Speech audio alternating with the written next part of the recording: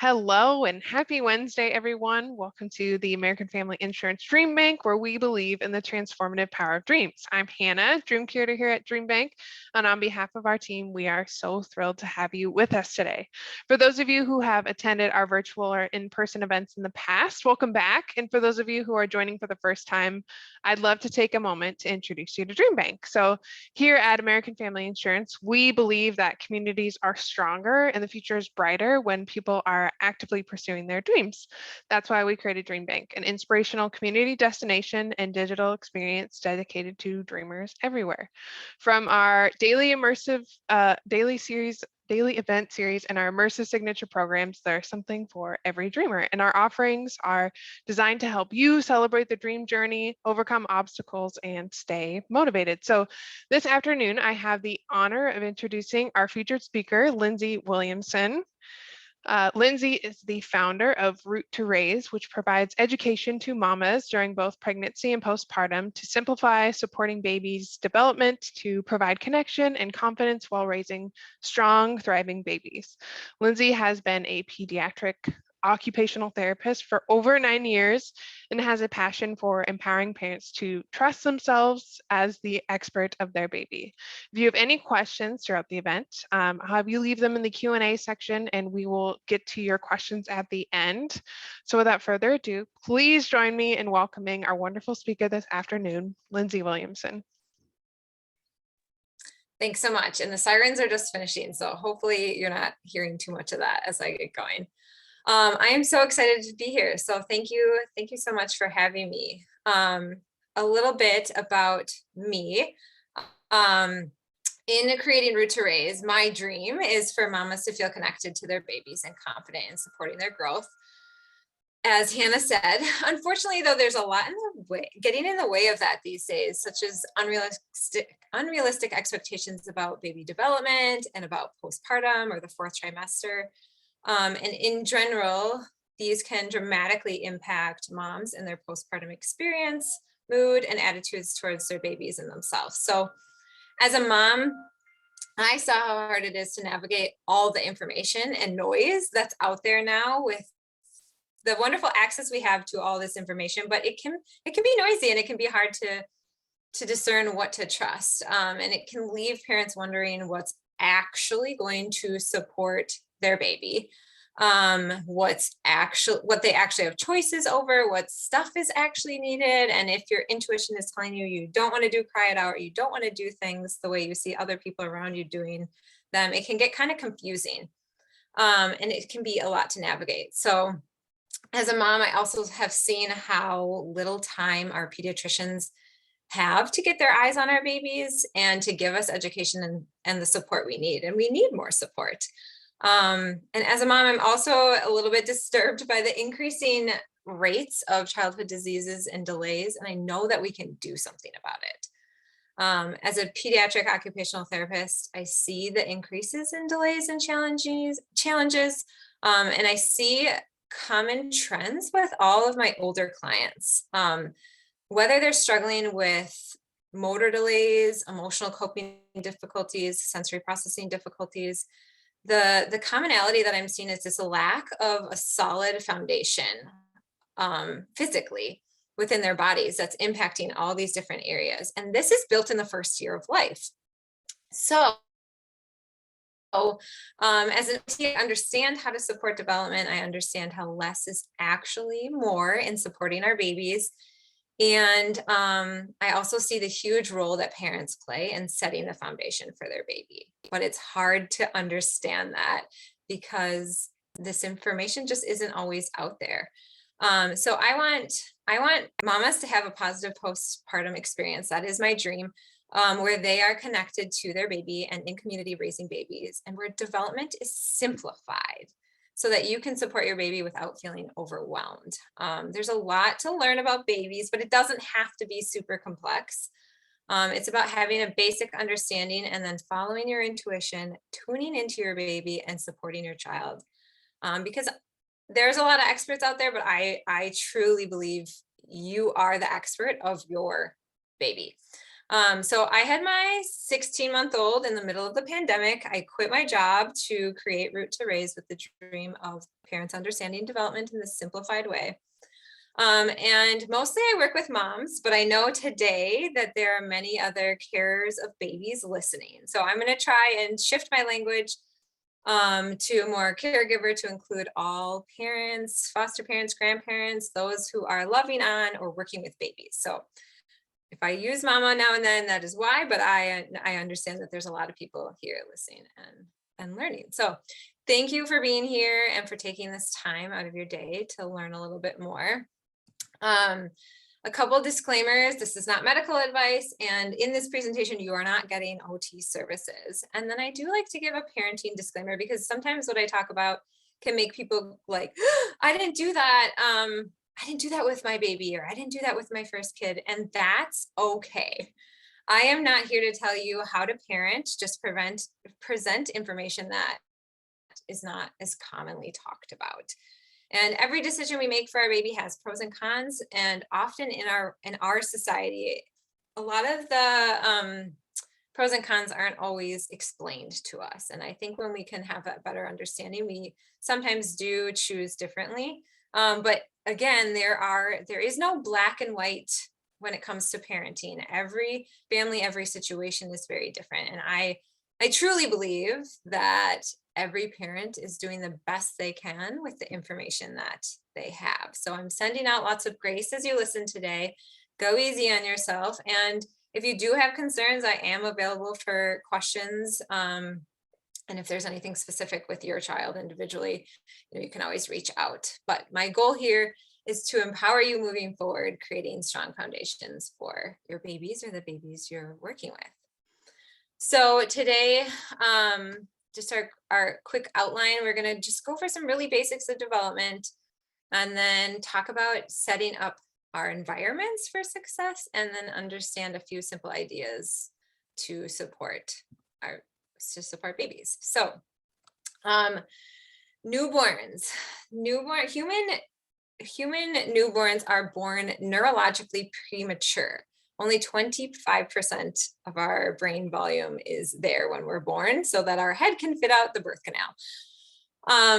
The human baby is contact dependent and the most vulnerable and slowest developing mammal compared to all other mammals. If you think about like horses, cows, giraffes, when they're born, they can like pretty much immediately walk. Even monkeys, when they're born, they can quickly clutch and hold on to their mothers. Babies cannot cling. Human babies cannot cling. They can't even sweat or shiver. They can't move independently. So they are dependent upon us, extremely dependent upon us for safety and security. And unfortunately, many times this messaging that we get in our society is to create independent babies that don't need us. And that's actually harmful, to be told over and over that you need to separate from your baby. That is not how we are designed. So I want us to just have some of this background perspective as we move forward. In terms of development, the less that we can get in the way, the better, which hopefully is reassuring for you all, that like, oh, I don't have to be doing things to my baby all the time. Babies will develop. They innately have this drive to develop. And it's our job to let the nature's design unfold as much as possible without intervening. This way, when we don't interrupt, we can allow like hormones to process the way they're supposed to support connection. We can let reflexes unfold as they are designed to. Development starts in utero, obviously, and that's where our reflexes start too. And today we're not going to dive deep into reflexes, but birth can impact development. So even when we have like a cesarean birth or assisted birth, that can interrupt the way our reflexes unfold. And obviously, having a cesarean, your babies are just fine, but sometimes when there are some glitches in development, if we can go back and look at reflexes, sometimes that is supportive. So when birth is assisted or I guess you could say interrupted, it is extra helpful to keep in mind what we're talking about today, because things sometimes don't unfold as they usually would. And then in terms of development, mama and baby are designed to stay close to each other. And we are actually designed to sleep in close proximity to each other, which is congruent with what we're seeing from like American pediatric recommendations, that like babies should be in the room with parents for the first year of life. A little bit more about development. Movement is what grows the brain. So movement is the thing that I like to focus on a lot, is providing opportunities for movement, because as baby moves, information is constantly being sent to the brain, and movement starts with reflexes in utero, and then it moves on to more voluntary movement. Repetition is what strengthens the pathways within our brain. So babies, again, are born with this unfinished nervous system. We have about 100 billion neurons at birth, but most connections aren't there yet. So if you think about it, that's kind of like the idea of, if you're going to build a house, you have the lumber, but you don't have the structure all set up yet. So that leaves a lot of room for building and variation within that. Neural connections are made through genes, a baby's environment, and experiences. At times, new synapses are being made at 1 million per second. So the early years, especially that first year of life, are truly foundational, and we want to give as many opportunities to our babies for movement and connection. So babies, like I said, will innately grow, and we have the most influence over nature and nurture, or I like to classify them as environment and attachment. So I like to use the word influence too, because sometimes we can think that we can control our babies, and I think that illusion of control is what sometimes can drive some postpartum mood complications, because they're a human that we are here to support, but we can't always program them the way that we want to, or the way that society tells us that we can. Like we can sleep train and we can do this, and that's not always the case. So today we'll be focusing on environment, and I want to give you this perspective. So as much as we can, let's see the world from our baby's perspective. And I think this really helps when we are thinking about opportunities that we're providing for our baby. So babies go from, I like to say, planet womb to planet Earth. So while they're in utero, they're in this warm, dark, muffled, watery, floaty, well, not as floaty towards the end, environment, where all their sensations are basically muted, and they never are dealing with differences in temperature and things like that. Then they're born, and they are introduced to gravity and different temperatures and hard things and scratchy things and all different things. And so I think when we have that perspective, we can really set up the environment, like I said, and also be very cognizant of the environment that we create even as we're birthing. And some babies, choose when they enter the world, and other babies get kind of eviction notice, and thinking about how even just those first few hours feel for our babies, I think is a perspective that a lot of us don't think about, that can be very helpful and very nurturing for their entrance into the world and starting into life. So as we set up our environment in the beginning, everything is so new. And I like using that planet womb to planet Earth, because they've come from that planet womb, and now they're trying to figure out planet Earth. So everything is interesting, everything is novel. And so it's important to remember that, but also that doesn't mean to put them in a bubble.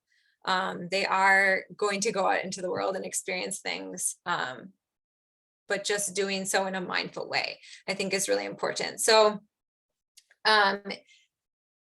this is never perfect, the balance of stimulation and calm, but just thinking about it. So if you are in an environment or a home that's really, really busy, let's say this is your 5th child and the home is really, really busy and loud and things like that, that's okay. That is the home you live in. But then being mindful to give baby, like, maybe a little bit of time one-on-one with you, or a little bit of time where they're just like in a quiet room exploring their body. Or if it's your first child and it's a really calm environment, making sure that you provide some different opportunities for stimulation. And again, it doesn't have to be anything grandiose. Like babies really like ceiling fans, for example, and they're a high contrast. Babies see high contrast really well in the beginning. So you'll often notice babies, if you have ceiling fans, staring at the ceiling fan, and then you turn it on, and that's like a whole new novel experience. So it can be that simple. Your home is very interesting. So when I'm saying give them a little stimulation, it's not like put all these flashy toys in front of them. It's like show them the fan on, set them in front of the window. Just your home is interesting and you are interesting. So I want you to remember that you are the best toy. Faces are extremely interesting to babies, especially their caregivers' faces. There's so many moving parts. It's just a very fascinating thing to look at. We know babies gravitate towards faces. And eye contact, giving our babies eye contact, it sounds so silly and so simple, but it really does show them that they matter and that they have value. I'm paying attention to you. You matter. And so much distracts us now in our world. We definitely live in a different world where we are just more distracted. Our phones are constantly fighting for our attention. And I know the many hours, especially initially with newborns, the many hours of feeding that we experience, it can be really easy to gravitate towards just like staring at our phone or staring at our TV, and just being cognizant of that to, be checking in and connecting in that way. And then as we set up our environment, one thing that I think is important to look at is their exposure to toxins. The stuff in our environment, because toxins can definitely be very impactful to all of us, but especially to babies' sensitive nervous system and health as they're growing.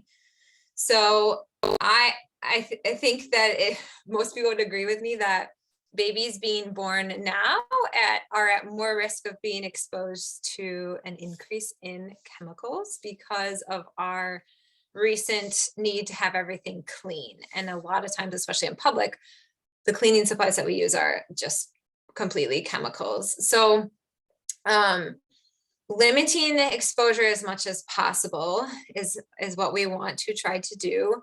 Unfortunately, where babies are exposed to these toxins are kind of everywhere, unless we're making cognitive or like very cognizant choices about what we're bringing into our home. So there can be toxins lurking in laundry detergent, air fresheners, candles, caregivers, perfume, deodorant, even caregivers lotion, because baby is often resting on our skin and then their skin is coming in contact with it. And what we put on our skin gets absorbed into our bloodstream.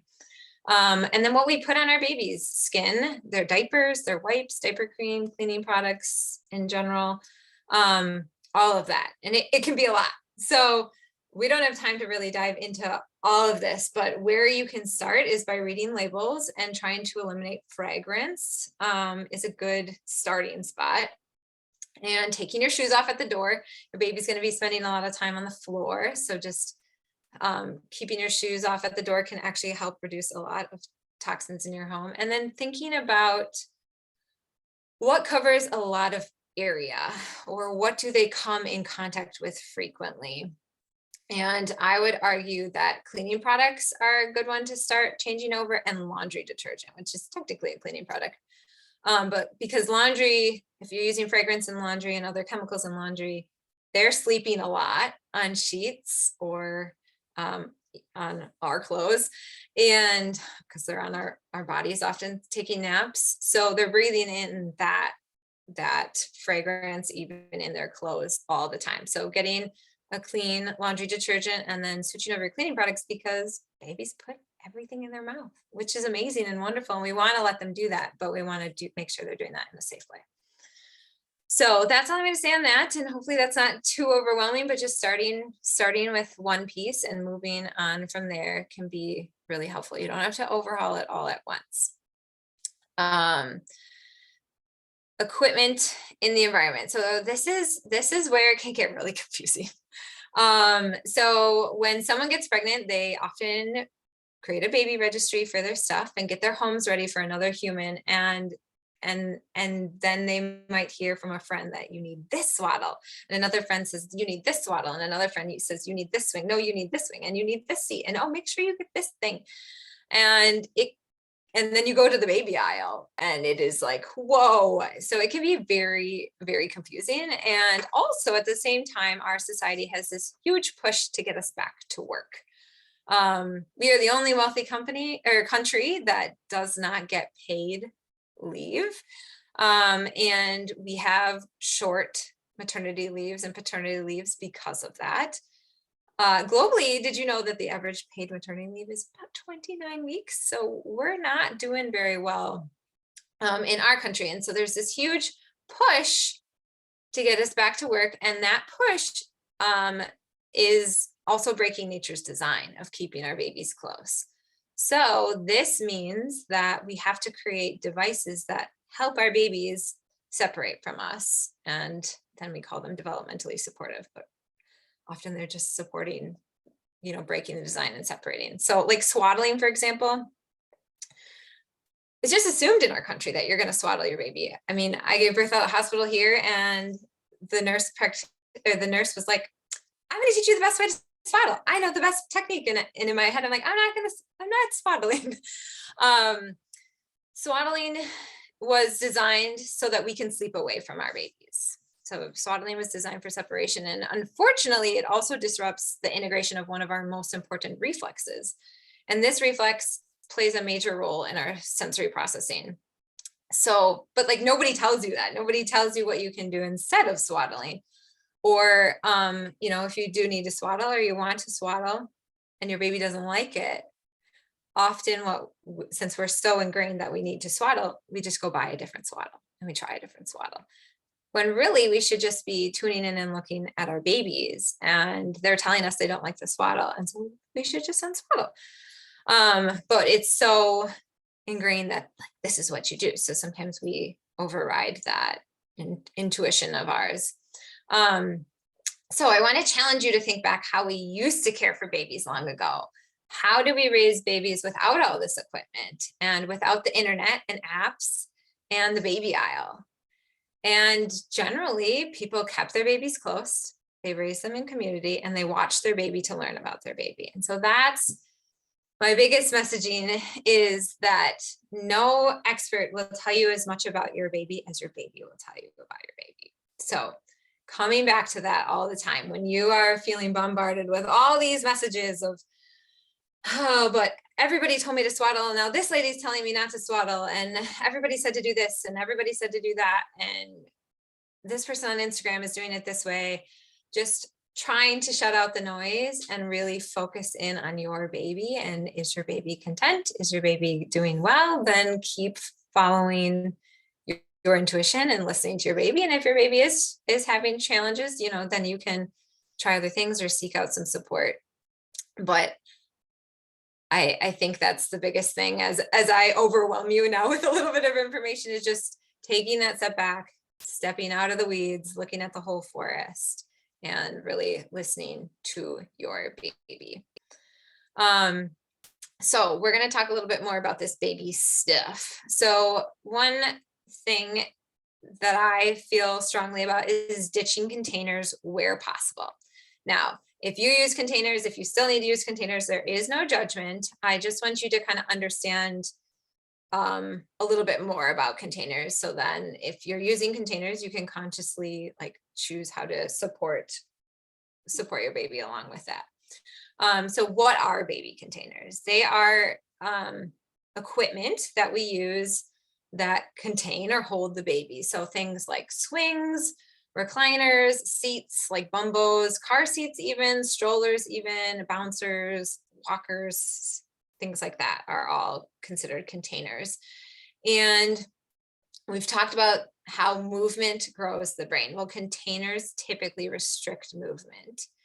And they can put baby into a position that they are not finding independently or not ready for. So like this little guy in this green bumbo seat, he is like reclined in a posterior pelvic tilt, so his hips are tipped back.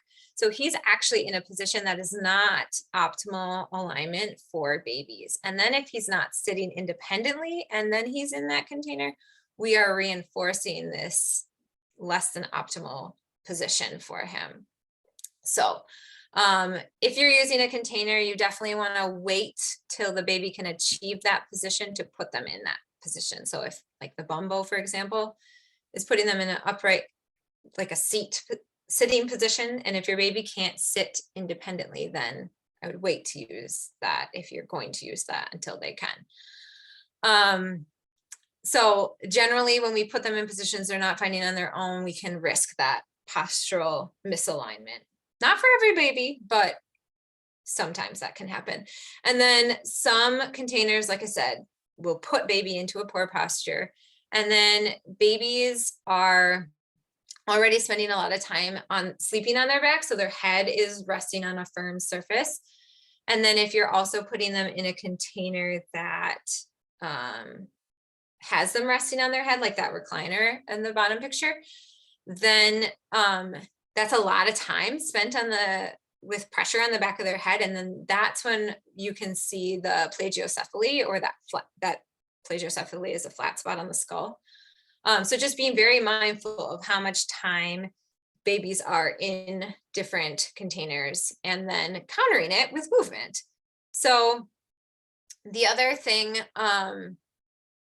you may need to, so everybody's situation is different, right? Like you might have 5 kids running around or 5 dogs running around, and you might not have a safe spot on the floor, or you might just feel like this is what I need to do for my baby to be safe for me to get this task done. But a lot of times we can challenge that thought. Like, yes, it feels container because it just feels weird to be like walking around with your baby randomly on the kitchen floor, but can it be done safely? So just kind of challenging some of that like status quo thinking of like, well, you just put them in this thing so you can get this thing done. Well, could you just put them on the floor to get this thing done? So that is one thing to consider. And then the benefit of spending more time on the floor is the floor can't malfunction or get recalled. A lot of baby equipment does eventually get recalled. So you eliminate that risk. So we are going to kind of go, we'll break down some ideas for being on the floor. But what we want to create is these opportunities for movement. Whether we're using the containers or not, we definitely want to create opportunities for movement. So we want to free the babies, give them free, unrestricted movement. Generally, that means on the floor. This allows them to explore. It allows them to learn their body. It allows them to make sense of their environment, builds the brain, and helps them move through milestones and build strength, especially when they're tummy down. So you'll notice this little guy, this is my little baby, has his feet exposed, even though he has an outfit that has the little footies in it. So as much as you can, I love having the baby's feet out for more of a sensory experience so that their toes are not always just feeling cotton. They're feeling different textures, and it allows their toes to grip and to move a little bit differently.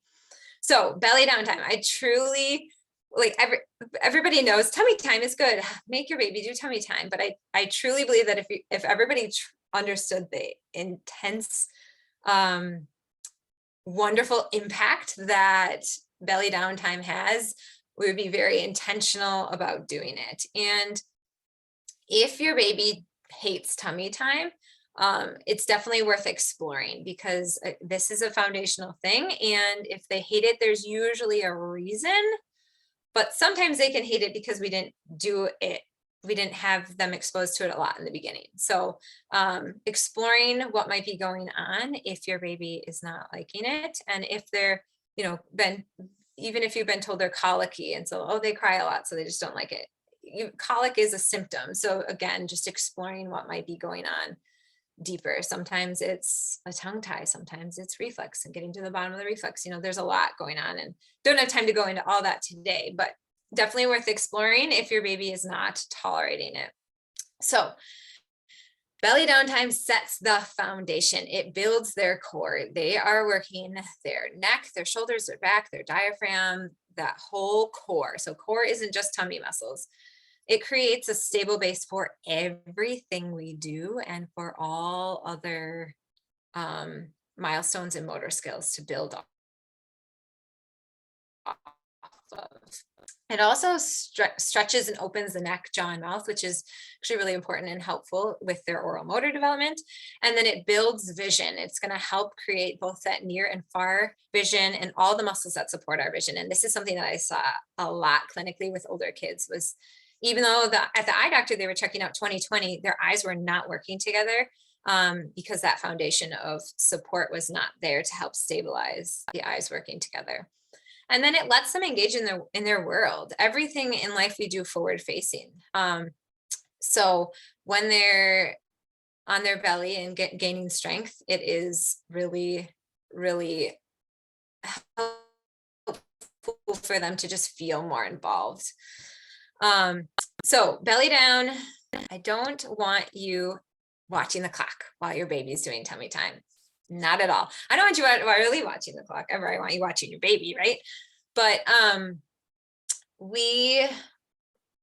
really encourage people to just focus on frequency over duration. So just a lot of opportunities. And this can start from day one, you guys.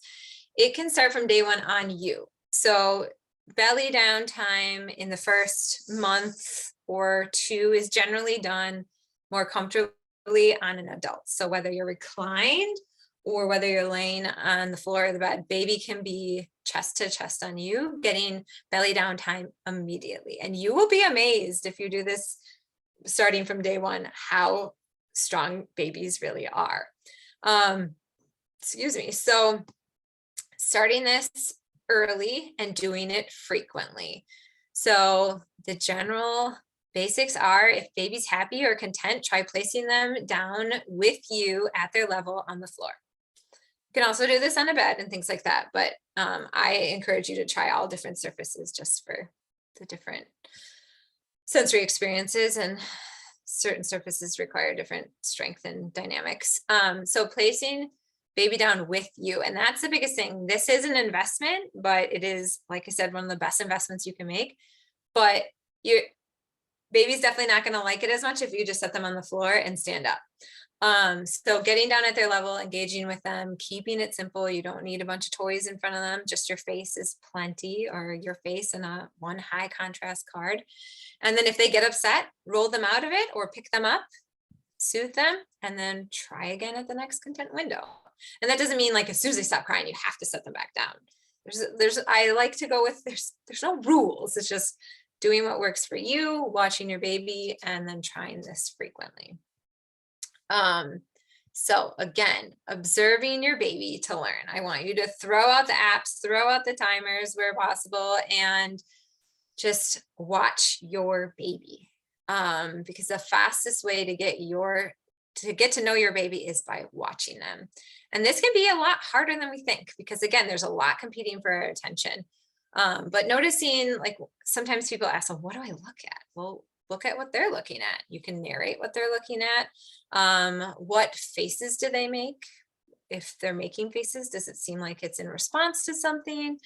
How do they respond to your voice? How do they respond to your singing? How do they respond to your partner or another caregiver? How do they respond to music?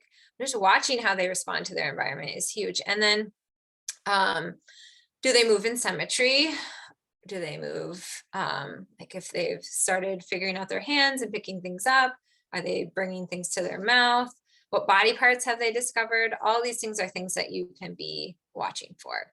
And these are the things that help you become, or observing is what helps you become the expert of your baby really, really quickly. And I think that can be very empowering to feel like, okay, I really know what this noise means and this sound means. And everything babies do is often communicating, and crying is actually one of the last forms of communication. So paying attention to learn what they're communicating is just watching and noticing your baby.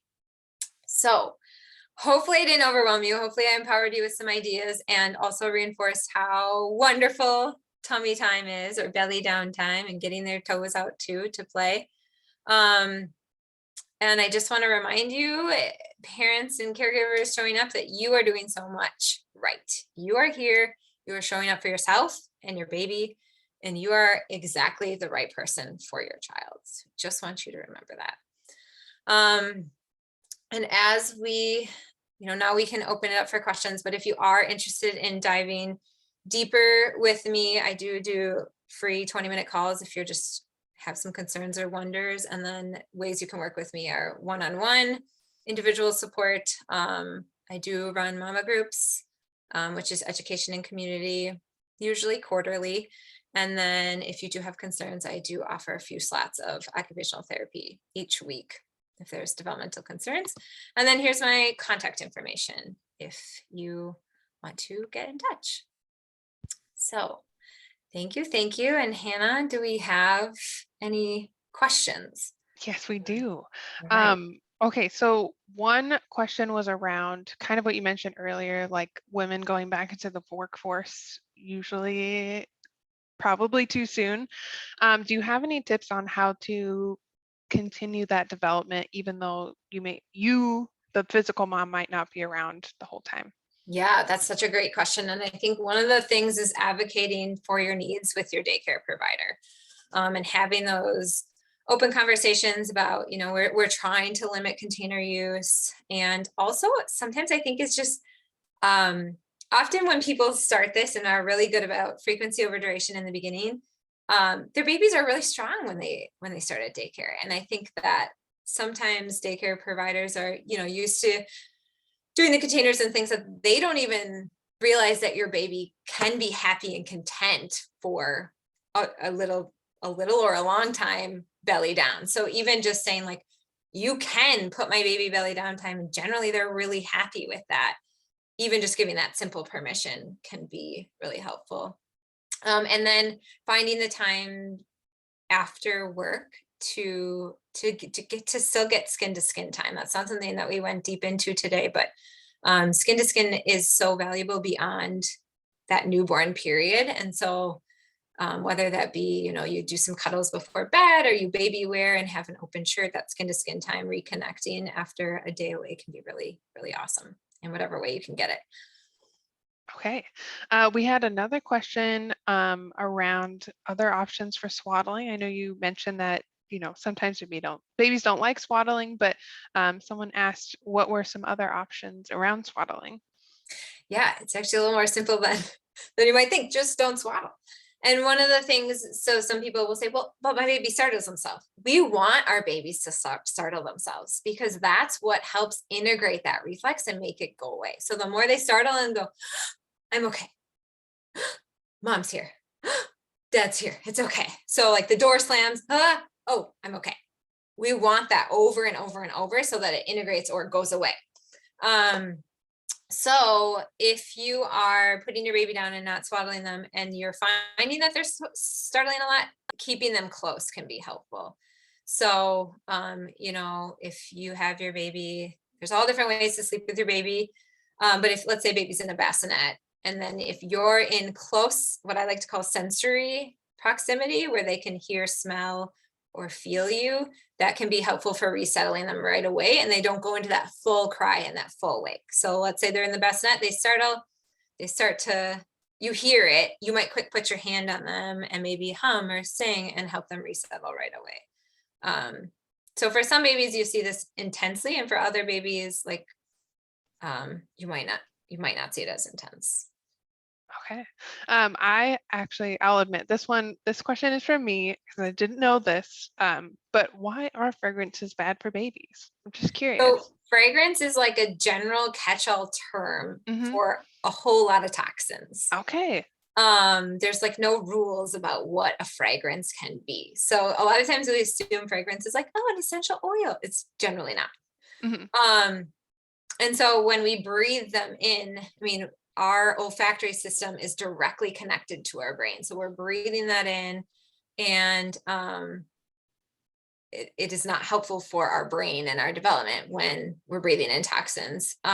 So yeah, we can get rid of those as much as possible. And I mean, I've gotten rid of them a long time ago because I'm super sensitive to scents, but Mhm. I do a lot of garage sailing. Mhm. So I'm constantly like, how do I air this out so that I don't get a headache? So personally, I get a headache from fragrance. But yeah, did I answer that? No, yes, you did. I just I feel like I've heard it, but I never really knew the reason why. So for me, Yeah. it was a And helpful answer. on that line, baby products are considered, they're put in the cosmetic category. Mhm. And in our country, the cosmetic industry hasn't been regulated or like re-looked at in terms of chemicals allowed since like the 1930s. I think it's like 1938. So you really have to do your own research and read labels because there's so much lurking. And in the United States, chemicals can just be put onto market and they don't get taken off unless proven harmful. And Mhm. we know how long research takes, and also who's funding that research. Is it anyone even going to fund that research?